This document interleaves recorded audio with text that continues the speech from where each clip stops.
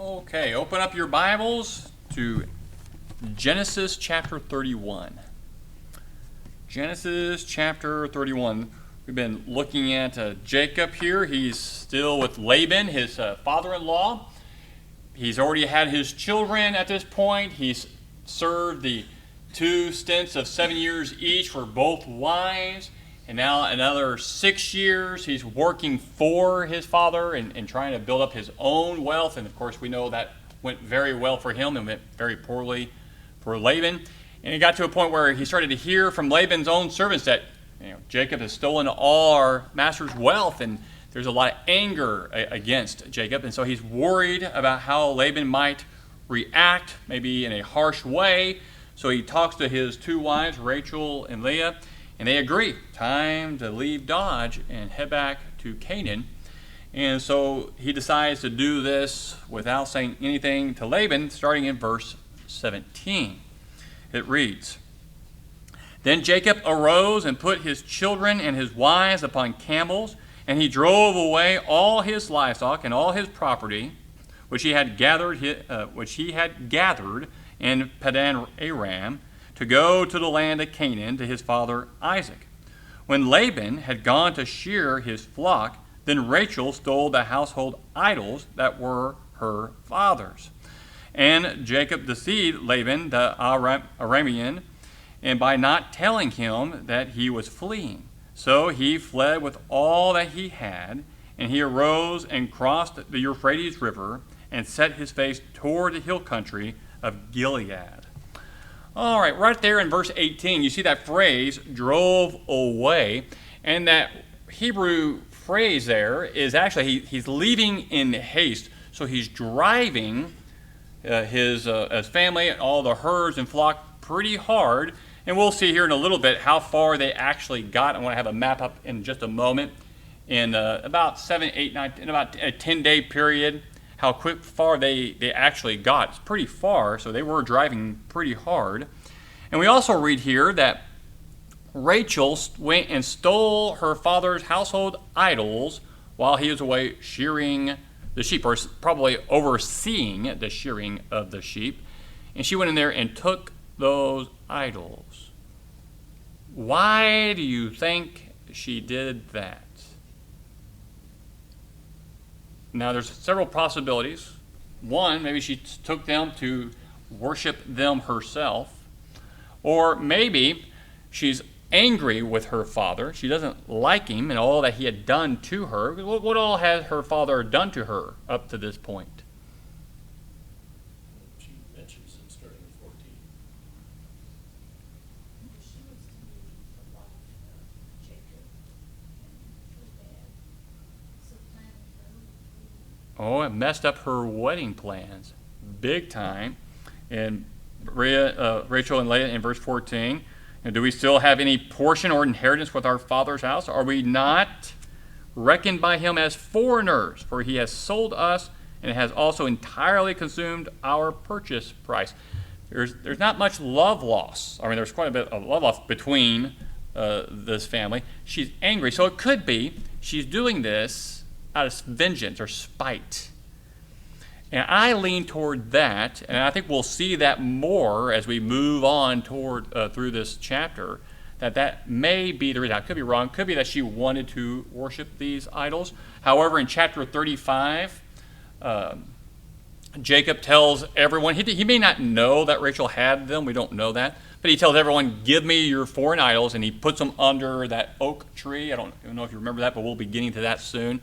And I don't think she's worshiping these. I think she's just wanting to get at her dad because she wants to hurt him, and that could be a possibility. Or she saw it as a way to weaken him. Or saw it as a way to weaken him. And we're going to see here in a little bit that that's one of the main reasons he came after Jacob and the family. The main reason being the family, the children, but also the household idols. He was pretty upset about that.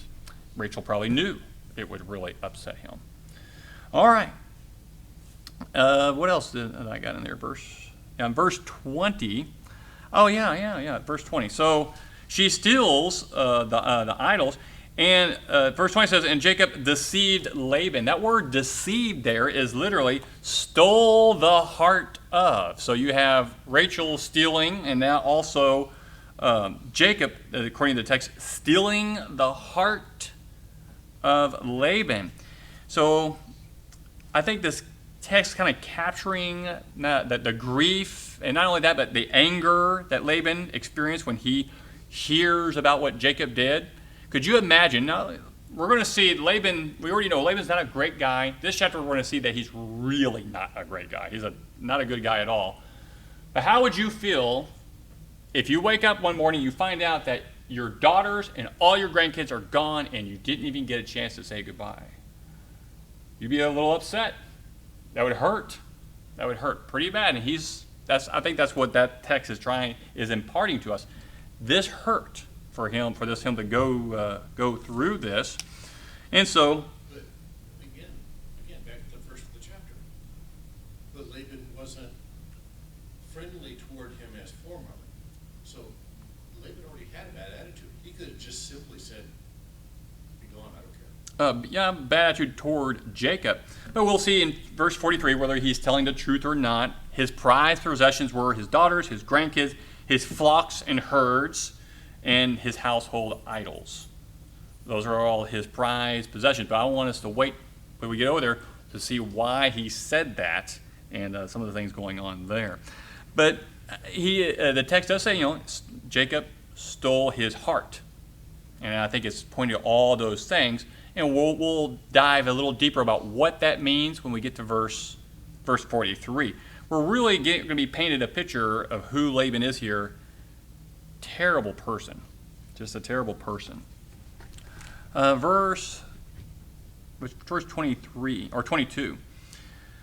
When it was told Laban on the third day that Jacob had fled, then he took his kinsmen with him and pursued him a distance of 7 days' journey, and he overtook him in the hill country of Gilead.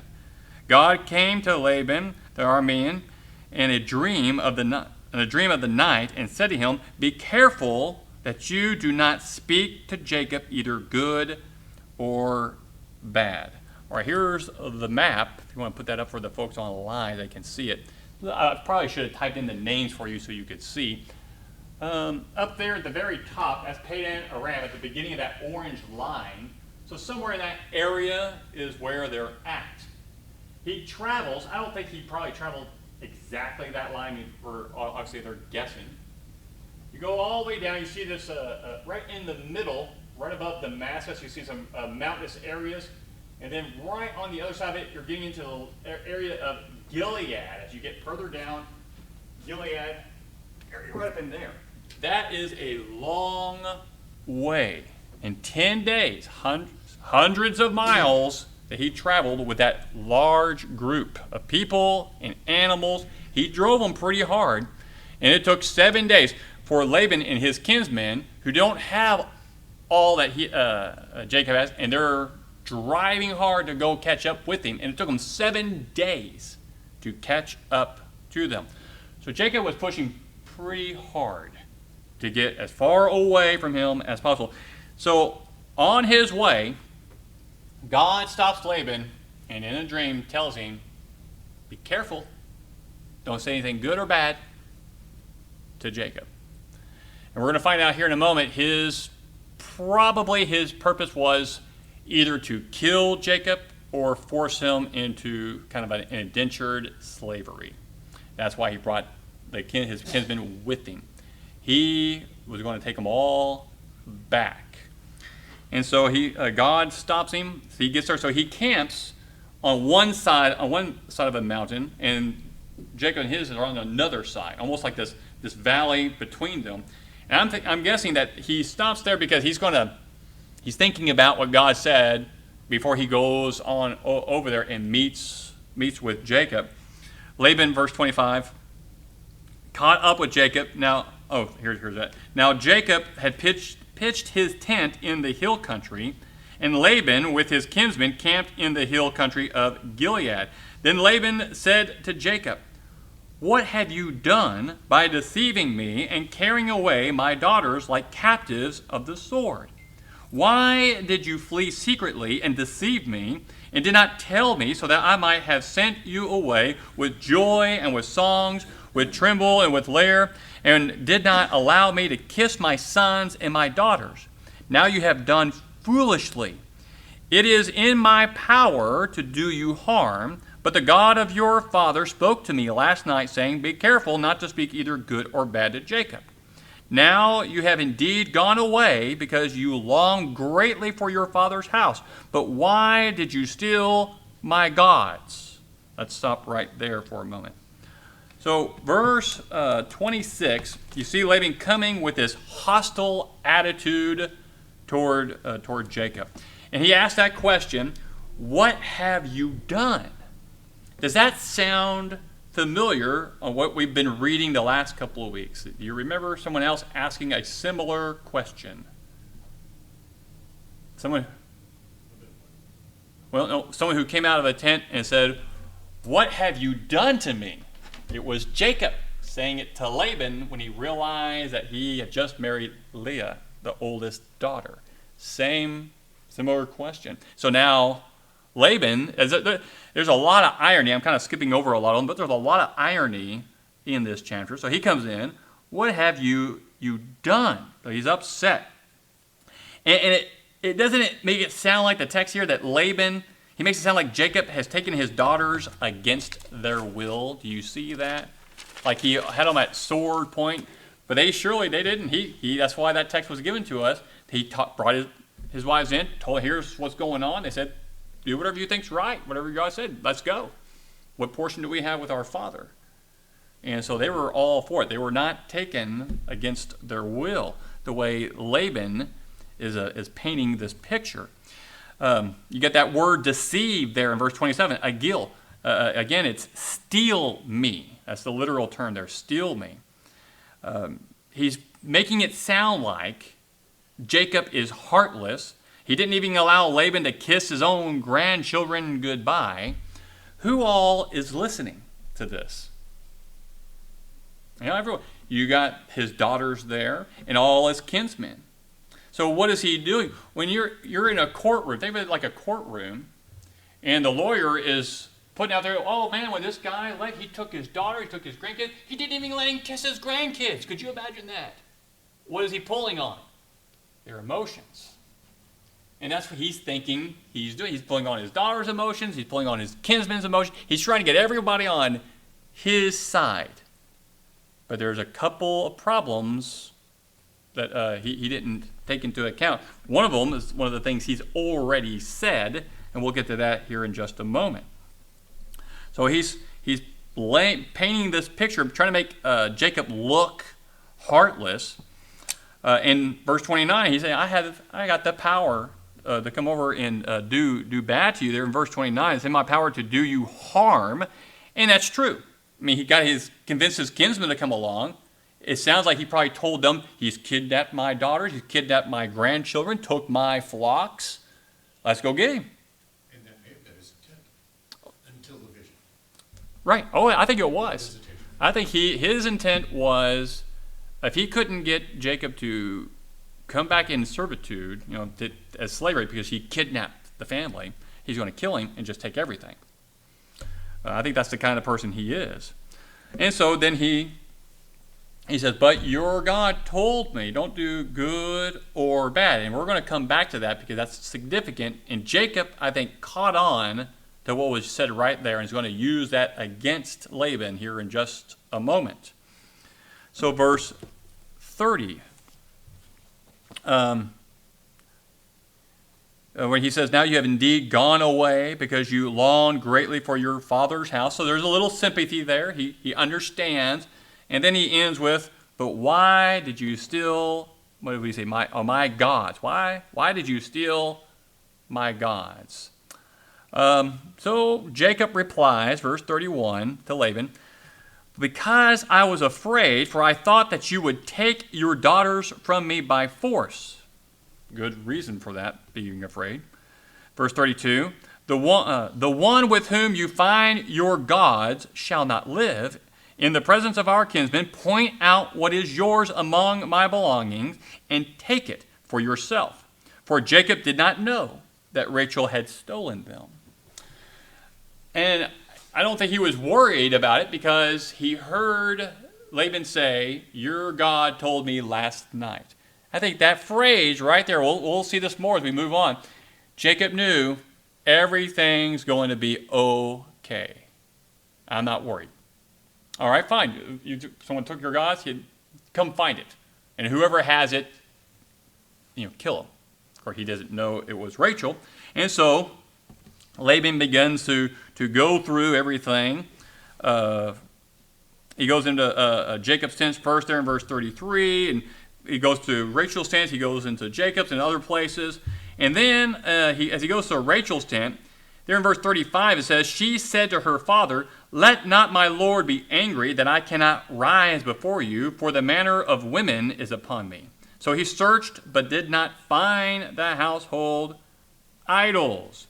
And Rachel was sitting on the camel's bag. That's where she had hidden them. That's why she didn't want to get up. And that's put in there. And she said that because the custom in that day and age, when an older person is near a younger person, the younger person stands up. That's the custom. And she wasn't doing that, being disrespectful. So she gives a phrase, oh, well, in the matter of that time of the month, I can't get up. And so he lets her be and doesn't find the idols. Her deception, the ruse worked. So verse 36, so he didn't find anything. Then Jacob became angry and contended with Laban. And Jacob said to Laban, what is my transgression? What is my sin that you have hotly pursued me? Now, let's stop there. I forgot to mention something. When it says over there in verse 23 that Laban and with his kinsmen, and they pursued him. That word pursued in the Hebrew, I only printed out a few of these. I looked it up, the Hebrew word there.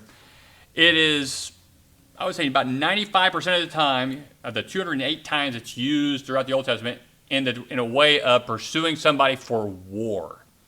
Abraham, that same word's used when Abraham goes after the 5 kings to save Lot. We see used in Joshua. In many other places, it's almost always used in the sense of going out to war. Jim was making note that his purpose was probably to take it by force, and that was that phrase, pursued. Hotly pursued, as Jacob says. He recognized why they're there, is to pick a fight. They were going to fight him. They were going to kill him. And so now he's asking, okay, you've come here, you've made all these allegations, and even I stole your gods, and what is there? And so now he's going to lay it out there for what's really going on. Verse 37. Though you have felt through all my goods, what have you found of all your household goods?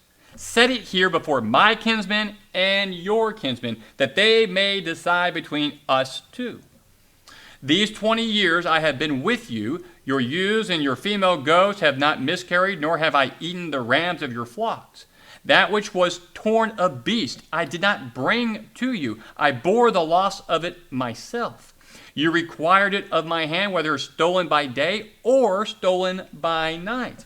Let's stop right there for a second. So he's going through and talking about, here's everything I've done for you for 20 years. Did I ever bring you a torn animal from one of your animals torn up by a beast of the field and require that of you? Because he could have. That was one of the rules. He could have done that. Or if one of your flock was stolen by day, that would be on Jacob. But if it's stolen at night, the shepherd, whoever is hired, is not required to pay for that.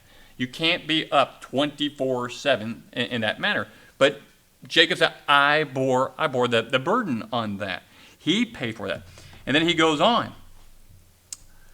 Verse 40. Thus I was. By day the heat consumed me, and the frost by night, and my sleep fled from my eyes. These 20 years I have been in your house. I served you 14 years for your 2 daughters, and 6 years for your flock, and you changed my wages 10 times.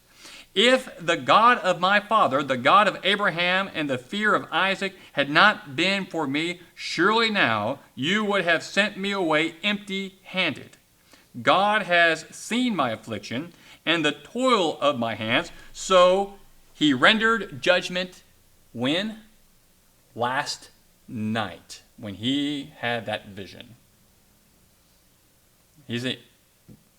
Jacob is saying, last night, you know it, God gave judgment on this situation already. I'm in the right. So the kinsmen, even Laban's kinsmen, are all hearing this. No longer is Laban right now the head of the household. He's been put in the position of a plaintiff, and Jacob is tearing him down. Everyone knows. When have I ever wronged you or lied to you or betrayed you in any way in those 20 years of service? Never. It's never happened.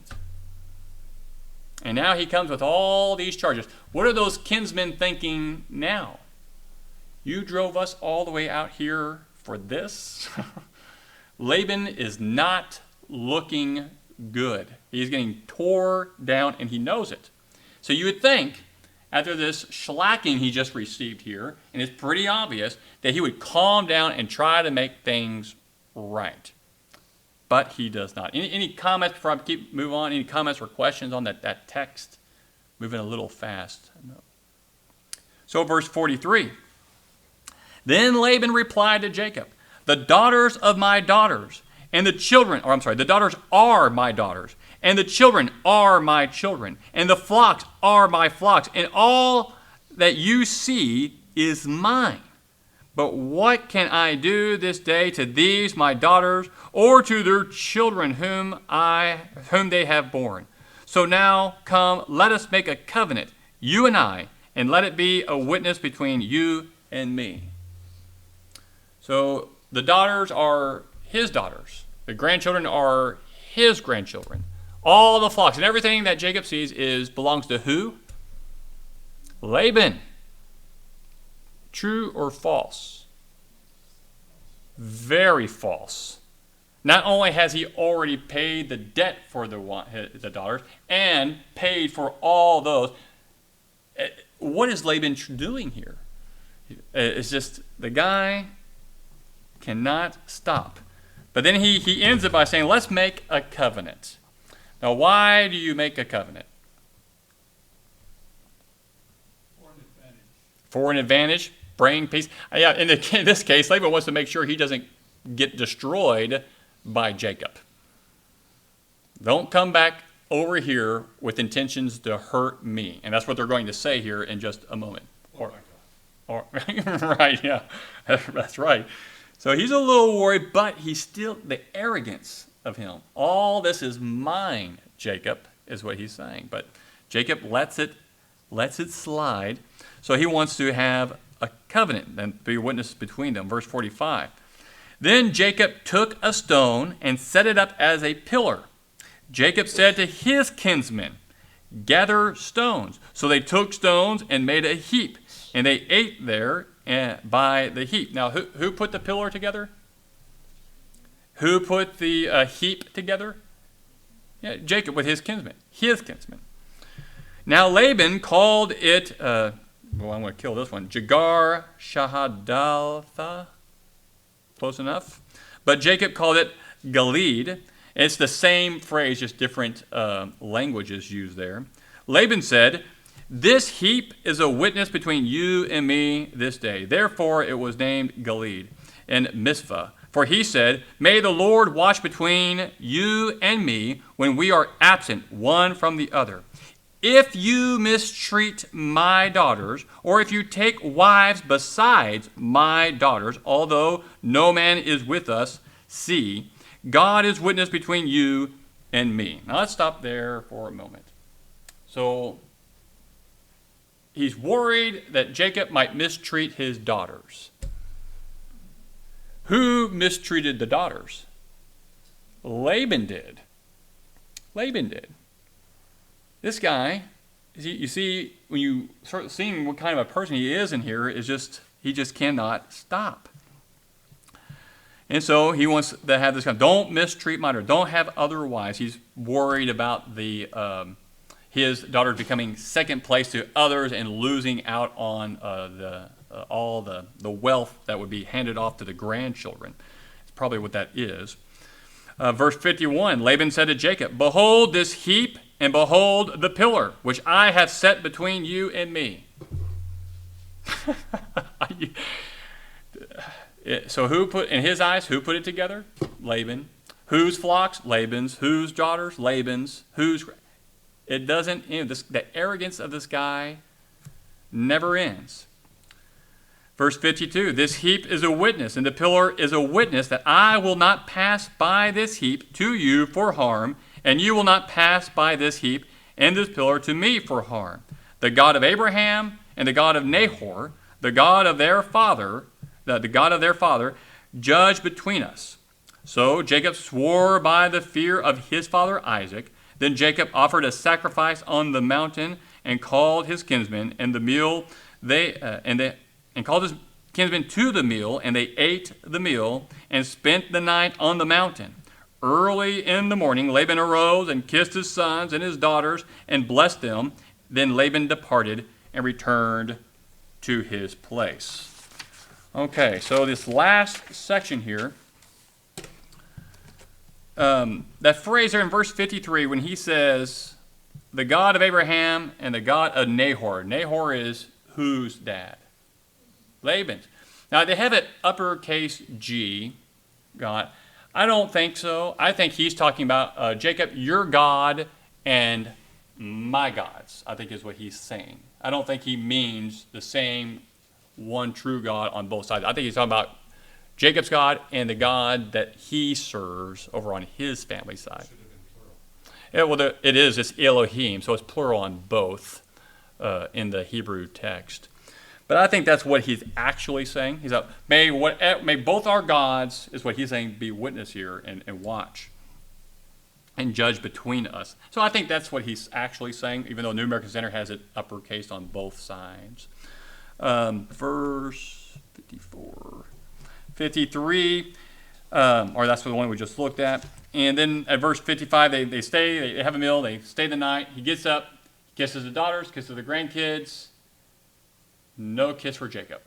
He gives him a kiss when he first arrived, but no send-off to Jacob. There's bad blood between the two, but they make the covenant. And that's better for Jacob. At least maybe this will be something that Laban will hold to for a change. His word is really worthless. But it was a covenant, and do we hear about Laban again? That's it. He's done. Good riddance. Good riddance. Not a good guy.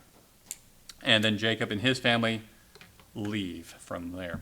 And that brings us to an end of chapter 31. Did I see a hand up? Oh. So it's not much to really, it's not exactly a chapter you could preach on or have any great lessons from, unless you want to look at what kind of person you don't want to be. Don't be Laban. But I thought it was interesting just what kind of the character you see when you work through that, how he sees everything so arrogantly and can never admit a wrong. Never admit a wrong, it seems. Kind of glossed over it, but through this chapter, Jacob's got his problems. He was pretty straight and righteous in this. In fact, at the end, he made a covenant, and then he goes up on a mountain and offers a sacrifice. Mm-hmm. And his kinsman with him, I assume you don't know, did the religious thing, and then Laban leaves. So, Jacob was doing pretty well. Rachel, maybe not so much, but Jacob. Well, after the incident with what drove him out of his family's house, Jacob's attitude really changes. He really becomes a pretty straight, narrow guy after that. We don't see too many problems for him that he runs into after this. Not too many. Obviously he's human, but he does much better. He's very humbled after all that. And we'll see that when we see him going back to Esau and how he treats Esau after this. So he's got a much better heart at this point. Although he still makes some mistakes. At least he doesn't run into Abimelech, so he has to lie about his wife. Yeah, hopefully Abimelech doesn't show up. Yeah. Okay, if there's no comments or any questions on the text, we'll get into getting back to Esau next week. We'll be closing out with the song.